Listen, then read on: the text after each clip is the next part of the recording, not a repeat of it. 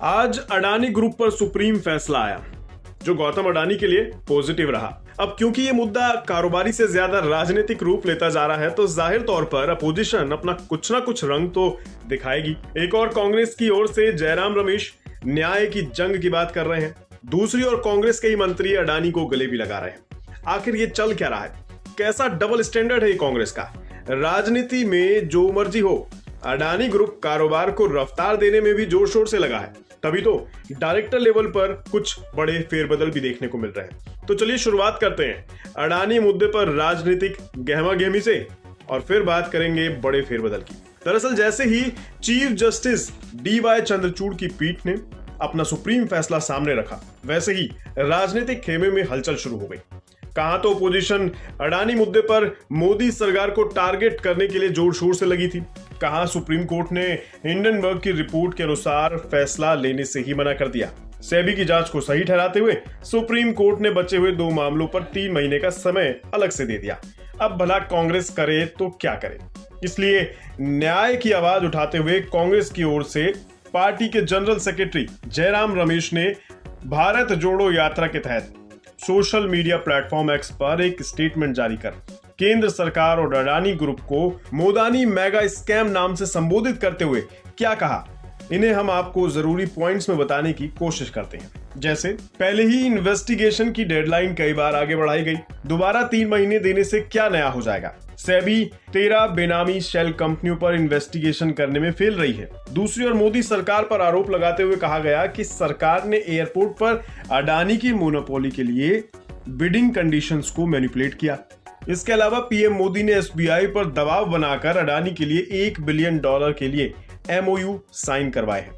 PM Modi पड़ोसी देशों से अपने पसंदीदा कारोबारी को ही प्रोजेक्ट दिलवा रहे हैं, इसलिए मोदानी मेगा स्कैम की जांच JPC से कम में नहीं हो पाएगी। ये सब बातें जयराम रमेश की स्टेटमेंट में आपको विस्तार में देखने को मिलेंगी।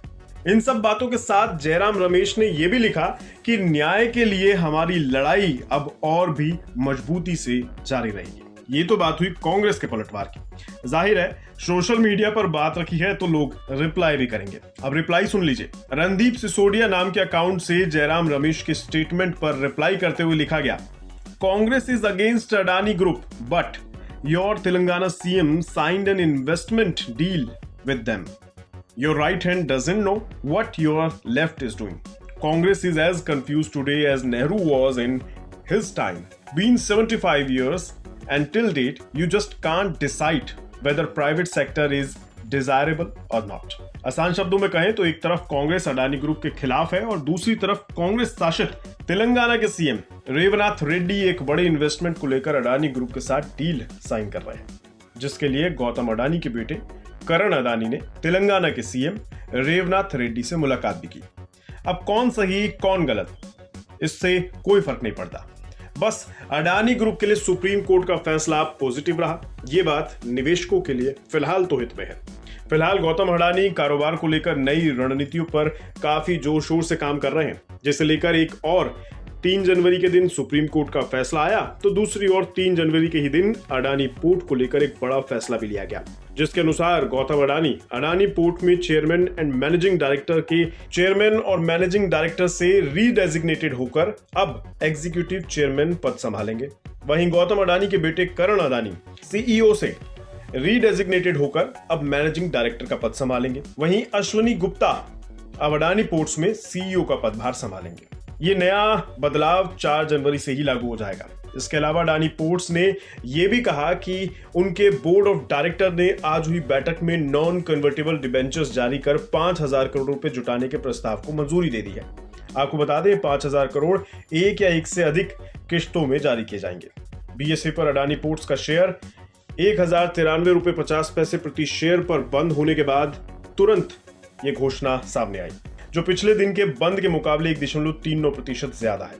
कुल मिलाकर अडानी ग्रुप के लिए 3 तारीख अच्छा दिन रहा। हालांकि राजनीतिक पार्टियां इस मामले में अपने पर्चे भरने में लगी हैं, जिसका शायद ही कोई परिणाम निकल सके। आपको इस मुद्दे में क्या कहना है? कमेंट बॉक्स में लिखिए।